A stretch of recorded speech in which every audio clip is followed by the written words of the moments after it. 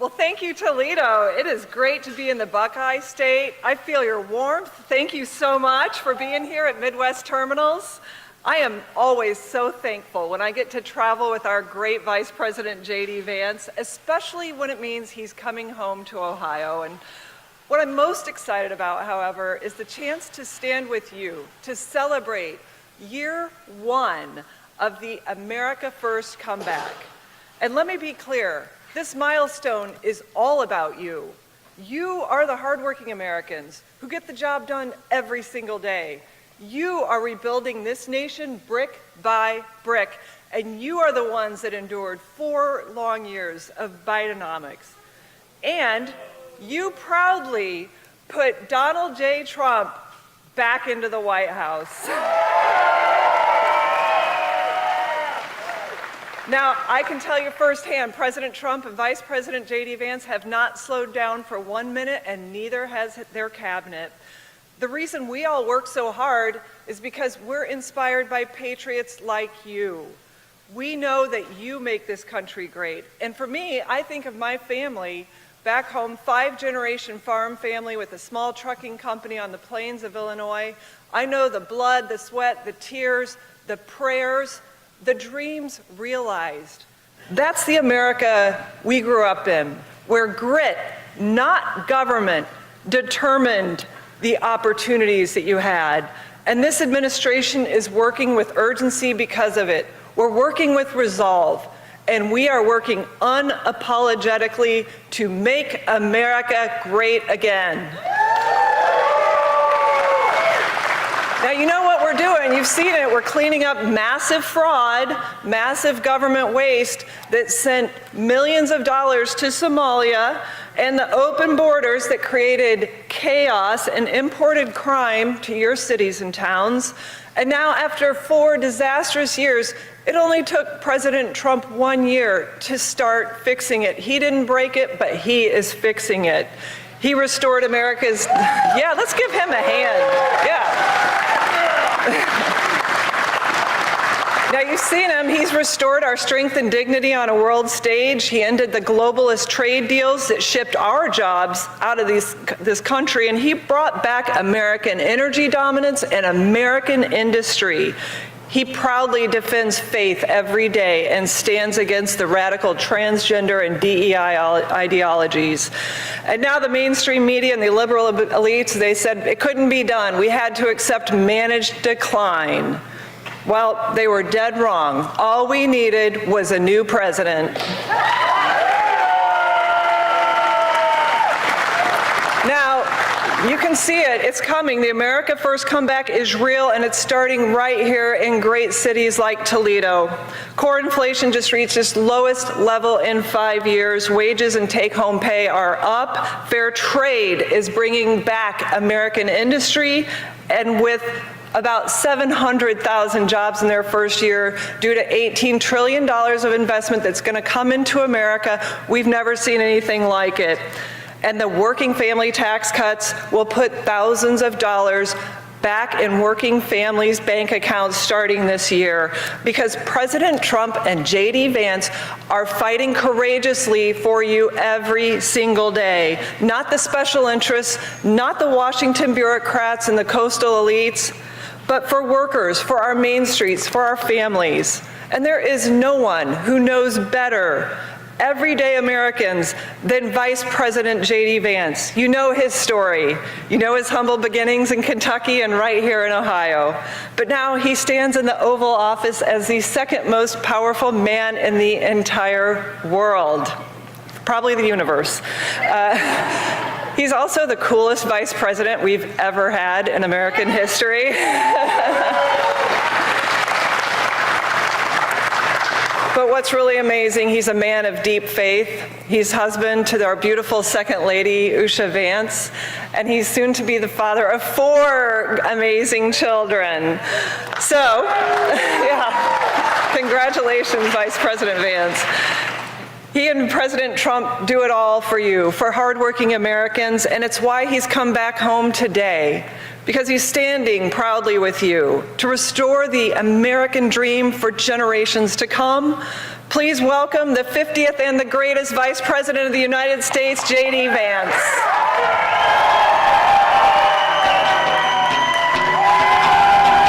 Thank you. It is, I gotta say, it's great to be back in Toledo, but it is cold. I got a little tour of the facility just before I came on stage, actually while Kelly was speaking, and thank you, Kelly Loeffler, our great SBA administrator. She's doing a great job, we're proud of her, but I think I'm still shivering from the tour I got outside. You guys are a hell of a lot tougher than I am to be able to manage this cold every single day, and I can't wait for the mainstream media stories today that the Vice President is suffering from unnamed tremors. And what I'm suffering from is Toledo in January. It is cold up here.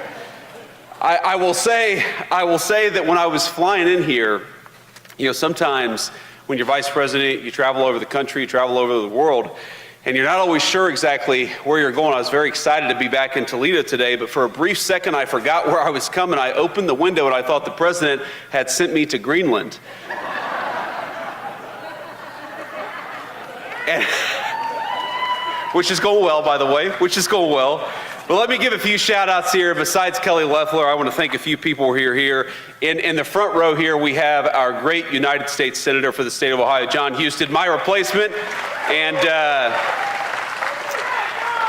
he's doing a great job. He's helped us a great deal. We have the next governor of the state of Ohio, Vivek Ramaswamy. Vivek, give it up for Vivek. I believe we have Vivek's new running mate, Rob McCauley. Rob, where are you there? Hey, Rob, good to see you, man. Thank you for being here. And I see our great Secretary of State, Frank LaRose. Thank you, Frank. Now, Rob, I'll give you advice as a number 2. Here's my advice. What you need to do when you're governor, or when you're lieutenant governor and Vivek is governor, because you guys are going to win, and John Husted is going to win in November. We got to make sure that happens, right? You guys are going to get out there and make sure these guys win.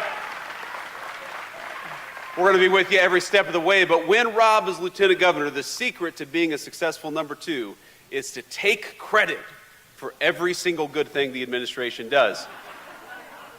And when anybody criticizes the administration, you can step back and say, that was not me, that was number 1. That is how you be a successful lieutenant governor for the state of Ohio. That's my approach as Vice President of the United States, and I see my dear friend Jay Edwards, who's running for treasurer. Jay, it's good to see you, man. Thanks for everything that you've done for our state and our country.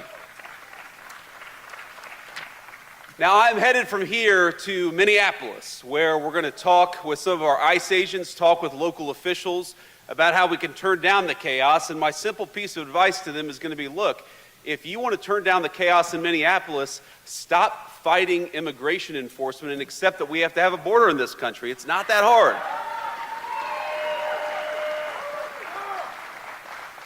If you look all across our country, what's happened in Minneapolis is happening almost nowhere else in the United States of America. And that's because whether it's in Texas or Tennessee, it's in red states, it's in blue cities, even within our country, most people are cooperating with the simple principle that we ought to be able to enforce our immigration laws and get illegal criminals the hell out of the United States of America. It's really not that complicated. But in a few distinct cities, you see this craziness because the far left has decided that the United States of America shouldn't have a border anymore, and they are willing to fight and penalize and dox and even assault our law enforcement officers in order to fight for the basic principle that anybody ought to be able to come into the United States of America. Well, I'll tell you right now, the Trump administration, we reject that. We are going to get illegal criminals out of our country, and we're not going to let a few left-wing radicals stop us.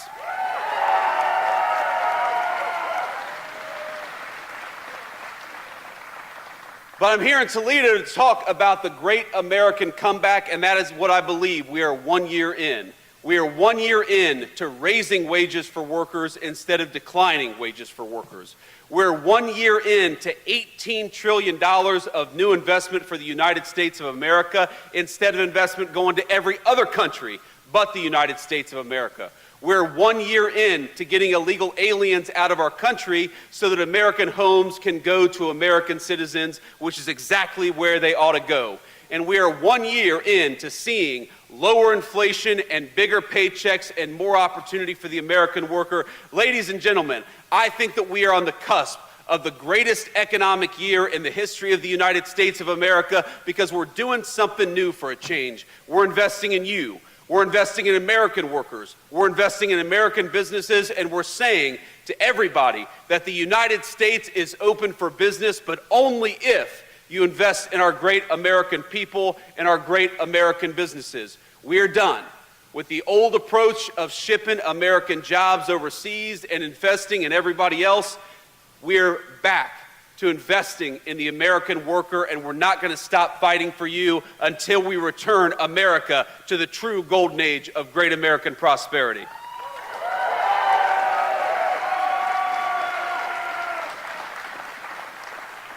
Now, even a year in, we've already seen incredible success from the Trump administration's economic policies. The IRS says that this is going to be the biggest tax refund year in the history of the United States of America.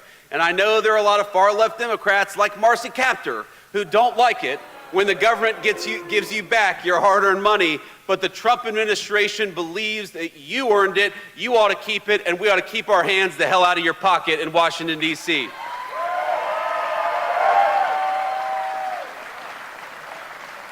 So why are we going to have the biggest tax year, the biggest refund year in the history of the United States of America? It's because the president, working with the Republican Congress, got no taxes on tips. It's because we got no taxes on overtime. It's because we got no taxes on Social Security. 3 promises that we ran on, 3 promises the President of the United States kept, and because of it, every single person in this room and every single person in the state of Ohio is going to benefit from it. That's what we said we were going to do. We were going to end the green energy scam and invest in American energy workers, and we did it.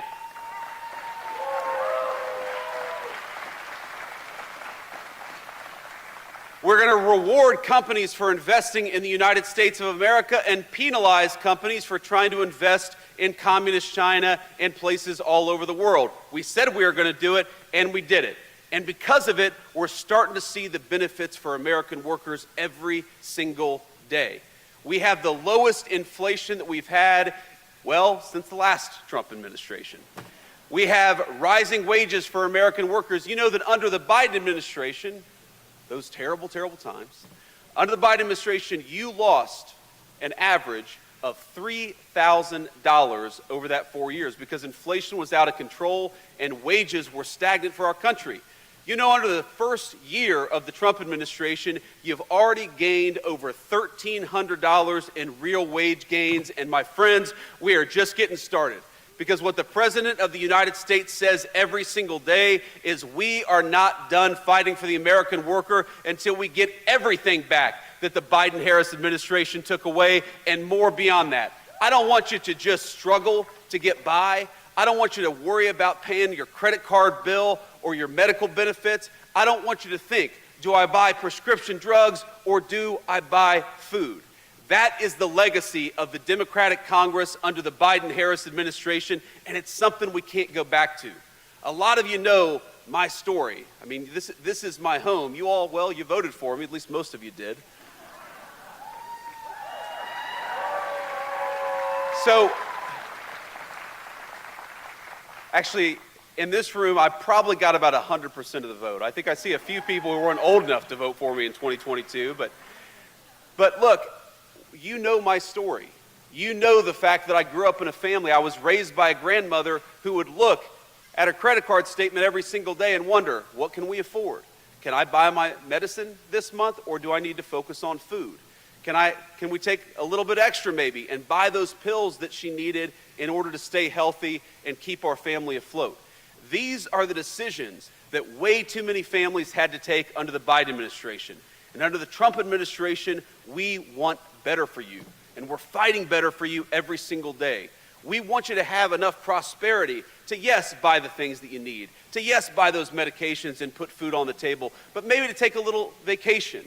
Because if you work hard every single day, you ought to be able to enjoy the fruits of your labor. Maybe you want to buy something extra for your kids. Maybe you want to do something that you couldn't do when you were a kid, because that is the promise of the American dream, that we leave the next generation a little bit better off than the generation that came before. And what we had under the Biden-Harris administration is lower wages, we had higher prices, we had more people struggling to get by, and more people who gave up on the essentials instead of buying the things that they needed to buy.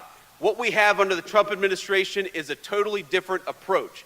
And what we're trying to do, and what we've already done a lot over the last year, is made you wealthier, has made your communities safer, has gotten those illegal aliens out of the United States of America, and is trying to rebuild that all-important American dream. So I have a very simple question. Do we, 1 year into this great American recovery, do we want to go back to the failed policies of the Biden-Harris administration? No, we don't. So let's keep doubling down on American prosperity. Let's keep doubling down on the American worker. And let's tell Marcy Kaptur and the rest of the crazy congressional Democrats that we are not going back. We are going forward to a brighter future for every single one of our citizens.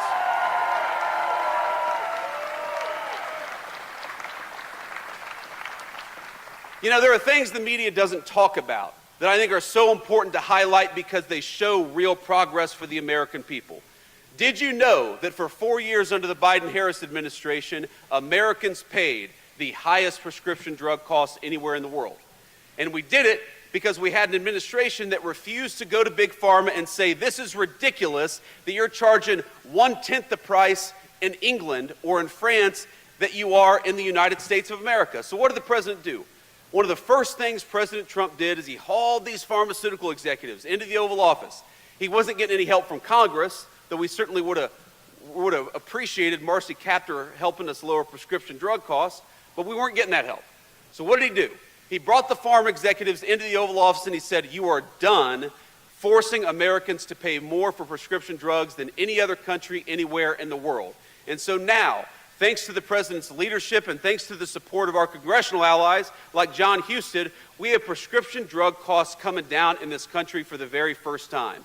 Whether it's antibiotics or whether it's cancer drugs, whether it's the most advanced therapeutics that exist anywhere in the world, Americans are seeing lower costs. And they're going to keep on seeing lower costs because the President of the United States had the courage to fight for you rather than international pharmaceutical companies.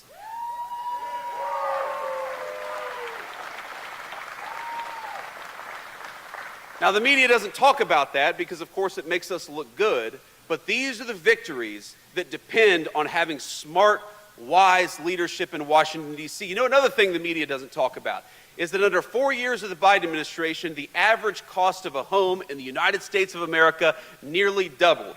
And in certain jurisdictions, it actually got way worse than that. There are certain places where the cost of a home in 4 years went up by 200%.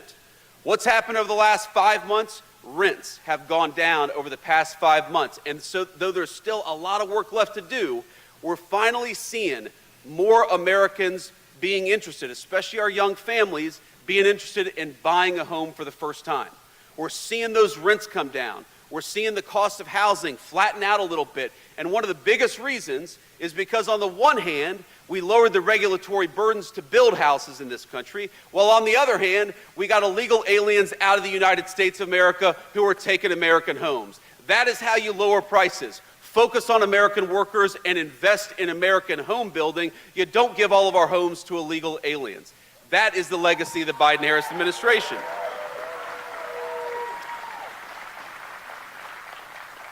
But on all these things, we know there is still so much work to do. And this is something I want you to hear. The Democrats talk a lot about the affordability crisis in the United States of America. And yes, there is an affordability crisis, one created by Joe Biden's policies. You don't turn the Titanic around overnight. It takes time to fix what was broken. I said earlier that the average American has seen $1,300 of real increase in their wages just in the past year. Well, Joe Biden, they saw a $3,000 decrease.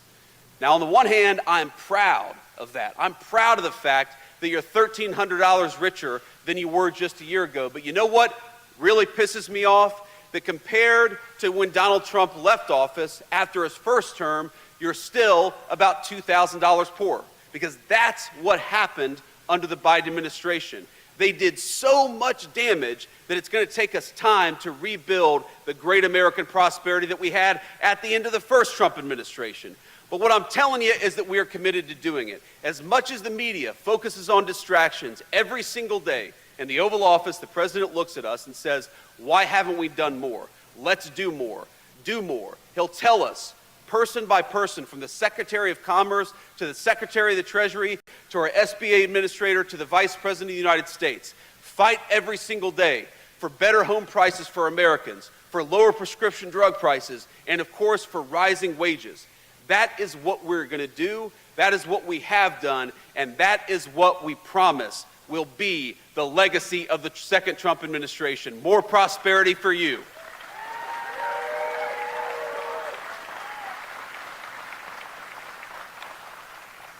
Now, I want to take a few questions from the media, but before I do, I just want to close with this thought. So, you know, growing up in Middletown, Ohio, which is pretty much due south on I-75, a lot of you probably spent time in Middletown in the same way that growing up I spent a fair amount of time in Toledo.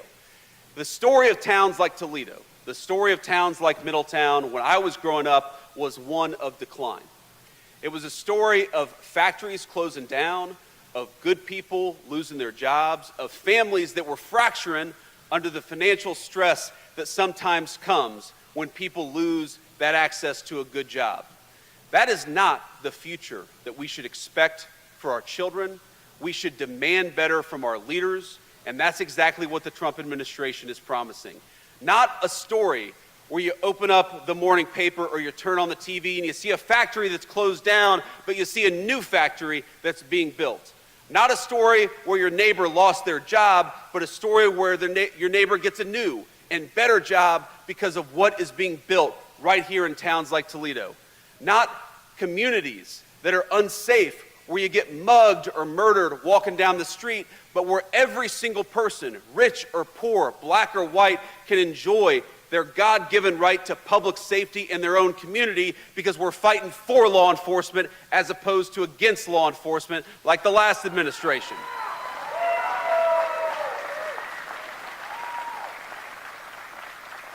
I want the grandmothers, like my grandmother, who are raising grandkids they weren't necessarily planning to raise. I want them to not have to choose between putting food on the table or buying their medicine.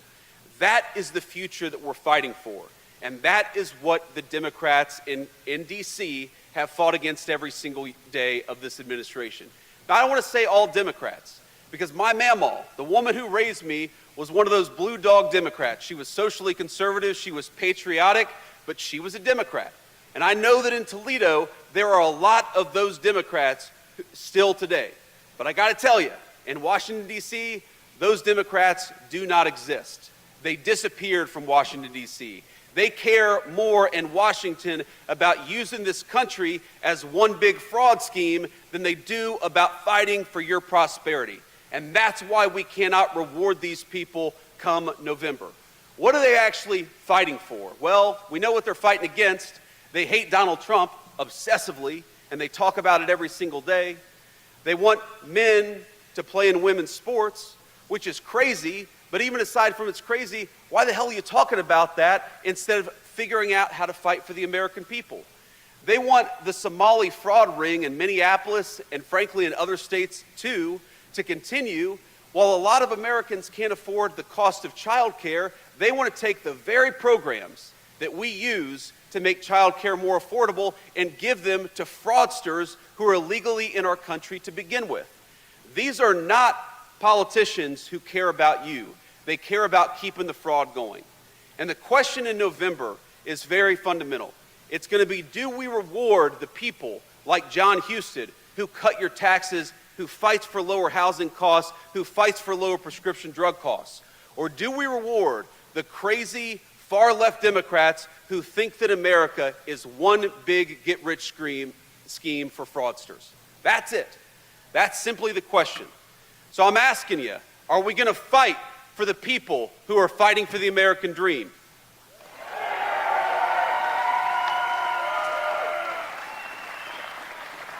Are we going to send a message to the far-left radicals that this country belongs to American citizens, not to illegal aliens? Are we going to fight for the American dream for people like my grandmother and people like your children every single day? So let's remember what we're fighting for this November. It's to have political leadership in this country that fights for the American people, that fights for the American dream. Don't forget it, my friends. Let's work hard. Let's elect these great candidates to higher office, because that's the only way we are going to send a message to the Democrats that this country belongs to Americans and that the American dream belongs to the citizens who built this nation. God bless you, and thank you for having me.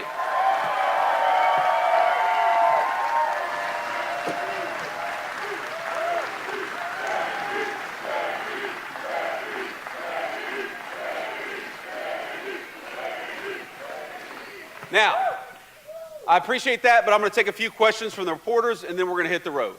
Mr. Vice President, John Kostick from News 5 in Cleveland.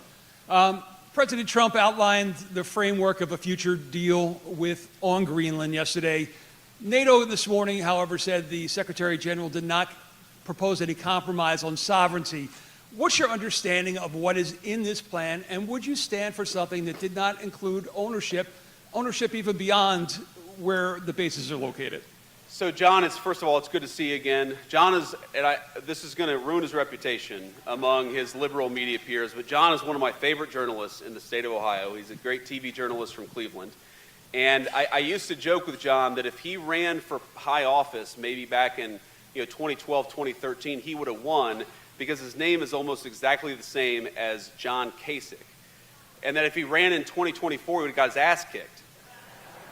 So it's amazing how things change, John. But I see you're still doing great things on Greenland. First of all, we're here to talk about the great American comeback. And that's what the president is focused on. That's why the president went to Davos. You know why? Because he wants more investment from all over the world in the United States of America. You'll hear this number thrown out, $18 trillion of new investment. You know what that means? That means new factories. That means new plants. That means new oil refineries and new energy facilities in the United States of America. Because for so long, our government had the policy that we were going to invest in other countries. No. We want other countries to invest right here in the United States of America, and that's why the president went to Davos, to say that America is open for business, but America is open for business so long as you're building right here in Toledo and all across our great country. That is the message. Now, on Greenland, simple fact is Greenland matters to American national security because our entire missile defense relies on security in the Arctic. This is something the media who's obsessed with Greenland, they completely forget why Greenland matters. What if, God forbid, I'm not saying it's going to happen anytime soon, but what if a foreign country launched a missile at the United States of America? We would need control over the Arctic in order to shoot that missile down. Our entire missile defense system depends on that Arctic security. Meanwhile, the Chinese and the Russians and even the Danes who control Greenland admit that they want to control that facility. They want to control that island, that landmass. That would make us weaker. That would make our country more endangered. That would mean that if the president is negotiating with a foreign leader, he would have less leverage because they would be able to realistically threaten the sovereignty and the territorial safety of the United States of America. We're not going to let that happen. The negotiations with NATO are going fine. I believe, having seen this for the past year, that when the president sets his mind to accomplish something in negotiation, he accomplishes it. And fundamentally, NATO and the Danes and everybody else have to recognize the simple fact that this matters, not just to American security, but to world security. So we're going to keep on trying to make sure that we secure that landmass so that we can protect the American people, as we've done and will continue to do. Thank you. Whoever's next. The lights are very bright, so I can't see, but whoever's got the microphone, just shout out a question. Mr. Vice President, Henry Gomez, NBC News. President Trump this week said that ICE has made some mistakes. I'm curious what steps the administration is taking to rectify those, and do you think your presence in Minneapolis today will calm the tensions there? Well, certainly one of my goals is to calm the tensions, to talk to people, to try to understand what we can do better. When the president says that that mistakes have been made, my thought on that is that, well, of course there have been mistakes made, because you're always going to have mistakes made in law enforcement. I mean, we all know this. Probably every single person in this room knows a police officer 99% of our police officers, probably more than that, are doing everything right. Some people are going to make mistakes. That's the nature of law enforcement. But the number one way where we could lower the mistakes that are happening, at least with our immigration enforcement, is to have local jurisdictions that are cooperating with us. There are some very basic things that would make Minneapolis look Memphis, Tennessee, a blue city where you do not have this chaos in immigration enforcement because the local police and the local authorities are cooperating with us. So when you look at Memphis, Tennessee, or Austin, Texas, or any other community virtually across the United States of America, and you don't see the same level of chaos in Minneapolis, the natural conclusion is that it's not what ICE is doing in Minneapolis, it's what Minneapolis authorities are doing to prevent ICE from doing their jobs. And that's exactly what's happening. So let me give you just a couple of very real-world examples of some of the problems that we face. So let's say you have a sex offender. We've arrested a number of sex offender illegal aliens in Minneapolis just in the last couple of months. But that person, because they're an illegal alien, we don't know where they live. We don't know their address. If local authorities were cooperating with us, it would be easier to send an ICE agent to the person's house to arrest them, to have local law enforcement protecting our immigration officers. They throw the sex offender in the back of a car, deport that person, throw them in jail, whatever, and then they go home safely to their families. That's not what's happening. What's happening instead is that the Minneapolis authorities are refusing to tell us where that sex offender lives. Why are they protecting sex offenders? That's anybody's guess, but it's crazy. Meanwhile, the local police are being told by the mayor, don't help them. So if there are protests, and there are people trying to not just protest, but interfere with what ICE is doing, we don't have the support of local law enforcement to keep the peace. So when I talk about lowering the temperature, those are the two things that we want those local authorities to do. Help us find sex offenders and get them out of their community. And again, this is bonkers. Think about this. If you've got a neighbor who's a sex offender and somebody wants to go and take that person away, I'm going to raise my hand and say, yes, please, get that person away from my children. What is wrong with Minneapolis authorities? They so hate the idea of enforcing immigration laws that they're telling their people not to get sex offenders out of their community. It's crazy, and it's why we see so much chaos in Minneapolis, but not elsewhere. Sean Hegarty, sir, 13 Action News here in Toledo. In the city itself, affordable housing is a real problem. Sure. Supply is low, rents are going up. What specifically can your administration do to increase the supply and get people, especially in the city of Toledo, into long-term, stable, good housing? So we're working on a number of things on this front. First of all, one of the things the president just announced a couple of weeks ago that, again, hasn't gotten a lot of media attention, but I think is very important, is that he said, we want American homes to go to American citizens. That means no illegal aliens buying American homes. It means no mortgages going to people who have no legal right to be in this country. But it also means that we're going to stop large institutional investors from buying up American homes. That was a major announcement from the president, and we're working on that now. And you see this all the time. You see this massive, beautiful new subdivision where every single person there is renting because that subdivision was bought up by a massive institutional investor.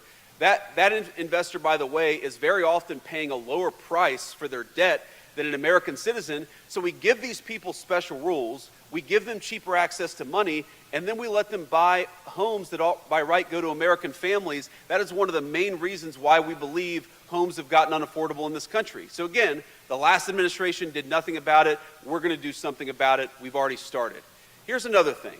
If you look at the 20 biggest metros in the United States of America, the 14 with the most illegal aliens have seen the biggest decrease over the past year in rent prices. Now, why is that?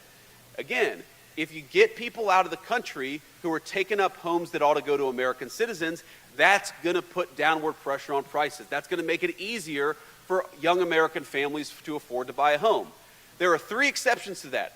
3 places where you've seen rents increase as opposed to decrease, and every single one of those places are sanctuary cities. So in addition to causing chaos, being a sanctuary city makes your communities less safe, and it also makes housing less affordable. It is very simple. enforcing immigration law lowers prices for Americans and makes our communities safer. It's a no-brainer, so we'd encourage local authorities to continue to collaborate and work with us instead of fighting against us. Next question. Good morning, Mr. Vice President. Thank you so much. Kyle Mazza, freelancing for Anadolu Agency today. Ukrainian President Vladimir Zelensky announced at today's summit for the World Economic Forum that Ukraine, Russia, and the U.S. will hold their first trilateral talks Friday and Saturday, the 23rd and 24th, in the United Arab Emirates.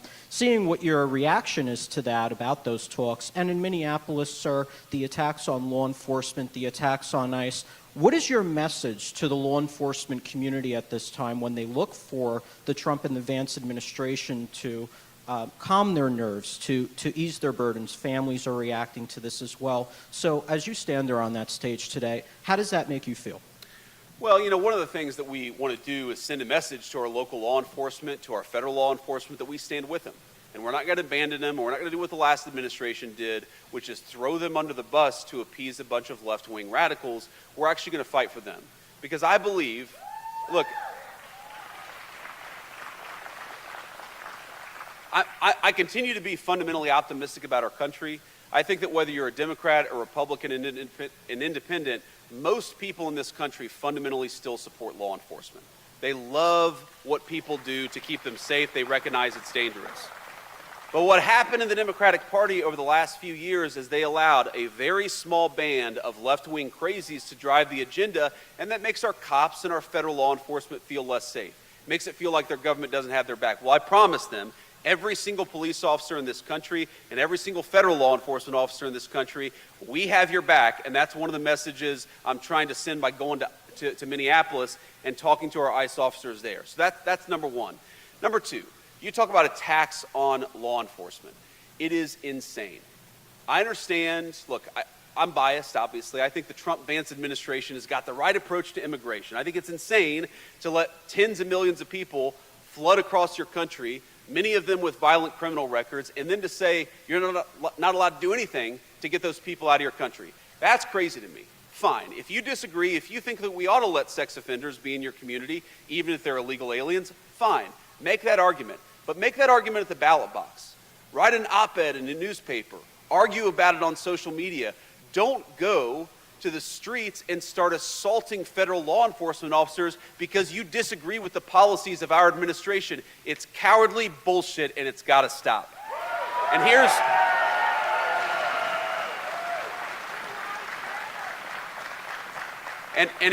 the excuse my language to all the kids there. I'm sorry. Got a little fired up. I was raised by a woman who cussed a lot, so sometimes I do too. My wife's on me. We're working on it. But here's the final point about this. People who assault federal law enforcement or local law enforcement will be shown no quarter. I just, probably 5 minutes before I got on stage, I got a message from our great Attorney General, Pam Bondi. You know what Pam said to me?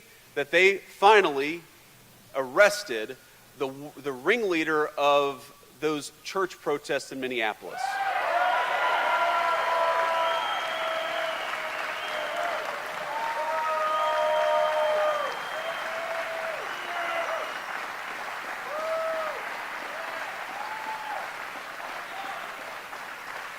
So here's the thing. Again, you don't have to agree with my immigration policies, but if you want to protest by going to an innocent church service on a Sunday, you see these images. They're scaring little kids who are there to worship God on a Sunday morning. Those people are going to be sent to prison so long as we have the power to do so. We're going to do everything that we can to enforce the law, whether you're protesting at a church, which is a violation of federal law, or you're assaulting a law enforcement officer, which again is a violation of federal law. There are going to be consequences. There already have been consequences, and there are going to be a lot more to come. So my message is, if you're thinking about assaulting a law enforcement, don't, because we're going to lock you up if you do. Now, you asked about Zelensky and Russia and Ukraine. Look, the president, he talks about this all the time. This has been the hardest war to solve. Of the 8 wars that the president has solved, he thought this would be the easiest. It's ended up being the hardest. The fact that they're sitting down and talking is progress. And I think we've made a lot of progress here. But look, you've got two people who really hate each other. The President of the United States' attitude is quite simple, and I happen to think that it's exactly right. Peace is what is in the best interest of the United States of America. We want commerce between those two countries. We want Europe to be less focused on war and more focused on investing in the United States of America. And the best way to do that is to get that war to a peaceful resolution. We're going to keep on working on it. I've been disappointed in the past where I thought we were close to a peace deal, so I'm not going to predict that anything is going to happen in the next couple of weeks. But I know under the President's leadership, we've made great progress, and we're going to keep on making progress so we can stop the killing and get back to actually building things all over the world as opposed to people killing each other and tearing things down. And I'll take one more question. Thank you, Mr. Vice President. This is Mary Margaret Olahan with the Daily Wire. I know you were here in September in Minneapolis after an attack on a church that killed school children. What does it mean to you that this attack, another attack, happened on a church last weekend, and do you want to see more arrests for this attack? So, Mary, yes, I certainly want to see more arrests because I've seen the videos and there are very clearly more people who have violated the law. Now, I'll let the Department of Justice speak to that because, as you know, actually getting an arrest warrant is not a walk in a park necessarily. There's a legal process that we have in this country, and rightfully so. But I know the Department of Justice continues to work on bringing every single person who is involved in that church protest. But it's not just a protest. When you interrupt people during a worship service, that is a violation of the law. Just as you have the right to protest, they have a right to worship God as they choose. And when you interrupt that, that is a violation of the law. So yes, I think we're going to see more prosecutions there. I certainly hope that we're going to see more prosecutions there, but I'll let the Department of Justice speak to the timeline there. And on that note, let me just say, I see a lot of people here. I see a few young people. I see a lot of people who work at this great factory. I just want you to know that you are the people who make the United States of America a great country. When I think about all the great things about our nation, all the great things that we've accomplished, the world wars that we've won, we've gone to the moon, we've cured diseases that nobody else thought could be cured, the foundation of that is the prosperity of the American working man and American working woman. You guys are the reason why we're able to do incredible things as the United States of America. We talk about our great foreign policy accomplishments. That starts right here in Toledo, Ohio. We talk about peace in the world. That starts right here in Toledo, Ohio. We talk about prosperity for the entire nation. That starts right here with building things and making things and employing good people in dignified work. That starts in Toledo, Ohio. The cars I see on the road all over the United States of America, many of them built right here. The steel that builds our bridges and so many of our great buildings happens a stone's throw away from this very facility. I want you to know that for too long, your leadership, your government, your politicians have looked down upon you, have ignored you, and that's not happening anymore.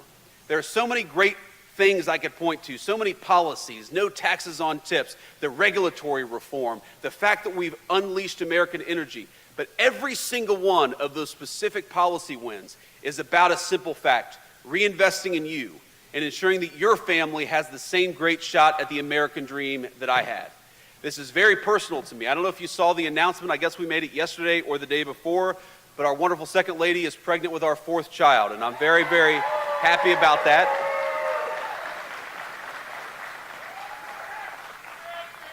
You know, we were debating having a fourth child, and I said, honey, you know, the new Trump accounts and the increased child tax credit are coming online. We got to take advantage of this stuff. She's going to be pissed at me about that one. That's okay. But look, this is personal to me, just as I know it's personal to you. We've got skin in the game. Our great governor candidate, not governor yet, but we're getting there. Our great senator, all of these great leaders, they love people in the state of Ohio. They love people in this community who are going to rise or fall based on whether leaders in Washington make wise decisions. I'm not saying you're going to agree with everything that we do, though I know in this room we got a lot more agreement than disagreement. But what I am promising you is that every day for the next 3 years, so long as I am the Vice President of the United States, so long as Donald Trump is the President of the United States, we will remember that you are what makes America great and will never stop fighting for you. God bless you. It's good to be home. Thank you.